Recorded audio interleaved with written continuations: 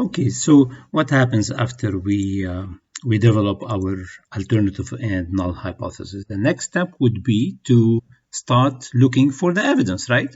And how do we look for the evidence? We have to take a sample from the population.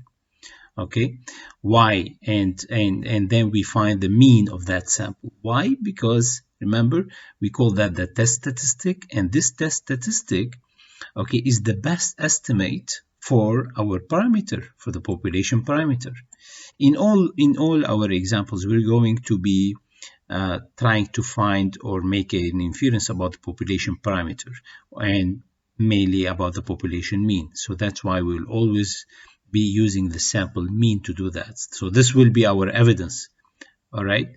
Now, if this test statistic, I mean X bar, the value of X bar, if it was found to be inconsistent with the null hypothesis, okay, so it's inconsistent, and I'm going to repeat that different times, then we reject the null hypothesis and we'll infer that the alternative hypothesis is true. Okay, but the question is about that term, inconsistent. What do you mean by inconsistent? Let's first understand that qualitatively, and then I'm going to show you how we translate this consistency or inconsistency with numbers. Okay, so don't worry, it's not going to be subjective. So in the economist example, the previous example, let's say we are trying, or we have an opinion that the mean is greater than 14,800. This is our alternative hypothesis, right? H1 is mu is greater than 14,800. So to collect the evidence, we take a sample from that population and we get the sample mean. So let's say we find the sample mean to be equal to 30,000.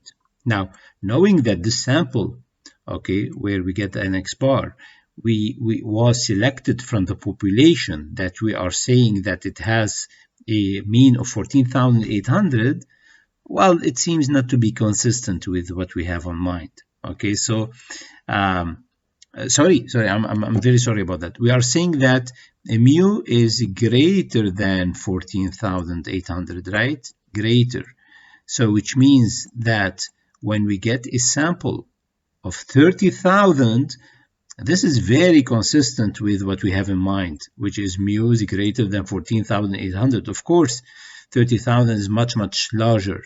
So it's very good evidence for us because that sample was collected from this population. However, what if we found the X bar to be equal to 15,700? All right, and we are claiming that mu is greater than 14,800. Well, 15,700 is not that larger than 14,800. So our evidence is very weak here, right? So 15,700 does not provide us enough evidence. Okay. Again, don't worry about that. The consistency will be very, very well defined for us. Now, what happens if there's not enough evidence, like the second case here? All right, then what we do, we do not reject the null hypothesis as we did before, and this is what happens by the jury when they do not listen to enough evidence provided by the prosecutor. Then they do not reject the null hypothesis and they say that no, we do not find the defendant, or we find the defendant not guilty. All right, they are not saying that he's innocent, but they are saying that he's not guilty. Let me wrap it up for you guys now using a graphical method, okay, to show you what's happening here. Okay, so we have a population and we have so many observations. Each one of these, okay, each one of these is an observation. Each one has these different values. These can be grades, these can be heights, spendings, anything that has numerical value. And we don't know the mu. We don't know the mean of that population. So what we have to do, we have we come out with the hypothesis, and let's say we believe that mu, that we don't know, is greater than a certain value. We call that mu naught, okay, or mu zero. Okay, this is a value. In our example, this will be a value like 3, like 15, like 3,500, whatever. This is a value that you have in mind, and usually, of course, you build that opinion from a certain from a preliminary, if you want, research. Okay, so this value does not come randomly, but for you guys, you don't worry about it. This will be given to you, all right, in the context of the problem.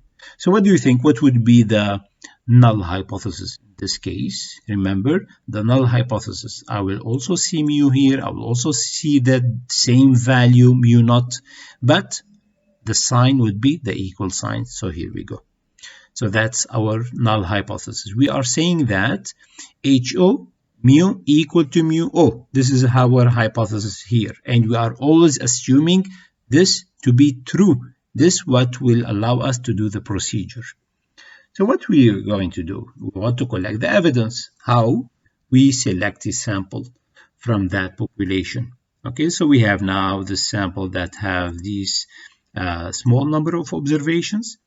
And from that, I'm going to find X bar. Remember, this X bar is a value. Also, I can quantify it because I have a sample now. All what I have to do, sum up these values and find their average. Okay, now what do I know about this X bar? Well, how this value of X bar will help me? And here, as I was promising you previously, that if you understand the sampling distribution topic, this is the foundation for the inferential statistical methods. And here we go, we're going to use it now. We know that an X bar, the mean of the sample that's collected from a population, and if the sample size is large enough, that X bar belongs to that sampling distribution of X bar. Sorry about that.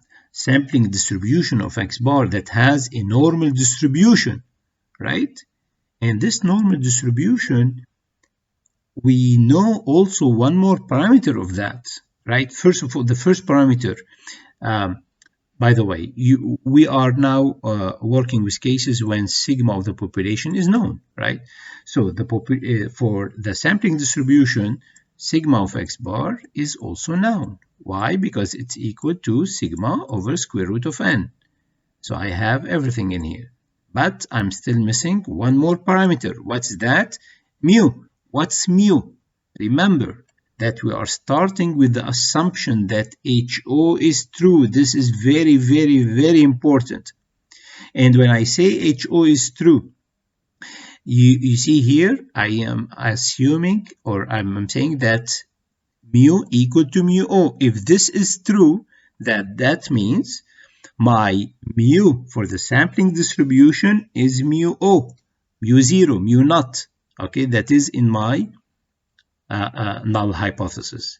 So now I know for that sampling distribution, I know the mean, I know the standard deviation, so I can tell a lot about this value of X bar, right? I can tell a lot. Why? Because when I see this X bar, I can notice it can be here, here, here. It can be anywhere on this axis. Here we go. So now I can judge how likely it is to observe this value, all right, this value in that distribution. I'm going to be able to judge that, right? So if I find that this value is unlikely to be seen in this observation, then I say that it seems the assumption is not correct. So we reject HO, right? Because this distribution is based on a parameter that mu is equal to mu O. If it is unlikely to see that value there, that means the assumption may not be correct and we reject HO. On the other hand, if it is really likely, it's probable that such a value, okay, X bar here, can be seen there, then we do not reject this assumption. You see, it's really not a complicated concept. What make it in fact hard in real life is how to come out with these values of mu naught. Okay, but this is something that you will worry about it later when you graduate and when you are conducting your own tests. But for now, if you understand this concept, this is all what you need to know, and we're going to apply that in problems.